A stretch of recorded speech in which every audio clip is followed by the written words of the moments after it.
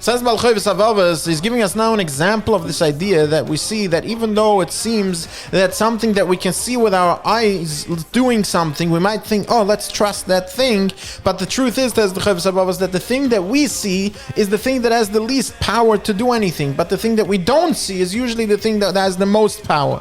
Says Halevovas, for example, a king that needs to punish one of his people, what he does is he goes and he gives the order to his second in command, to the Mishnah Melech. But of course the Mishnah Melech doesn't do it himself. The Mishnah Melech goes and he gives the order to the minister that's in that department, and that minister goes and he gives the order to that general, and that general goes and he gives the order to the admiral, and the admiral goes and he gives the order to the officer, and so and the officer goes and he gives it to the soldier, and so forth and so forth. It goes down the chain until it comes down to the person that will actually go and do this punishment to this person with the tools that he needs. Now with our eyes, what we see is these tools that are torturing this person, that are punishing this person.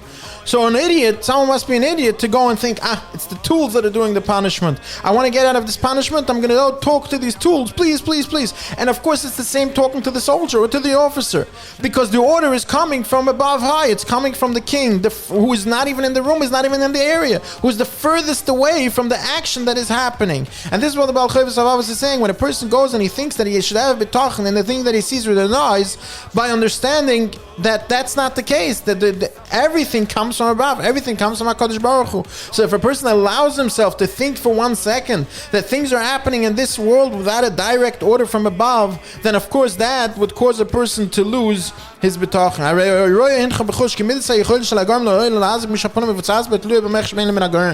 Adarabbi, you can see that the further away the thing is that causes your situation to happen, the more power it has. Just like in that example, the officer maybe has a little more power than the soldier, and the admiral has more power than the officer, and the general has more power than the admiral, and the second in command has more power than the general, and then the minister, and so forth and so forth.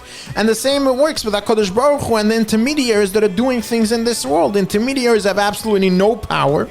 Maybe there are people in between that have a koyach habechira, not the discussion for today, but the power ultimately comes down to HaKadosh Baruch Hu. So of course what we see from this is what we need is Bitachon HaKadosh Baruch Hu, that he gives the power to all the intermediaries, and he's the furthest up the chain, and therefore he can change anything. So therefore obviously his power to change things that are happening around us is the most powerful than anything that we could ever possibly see in this world. Have a wonderful day.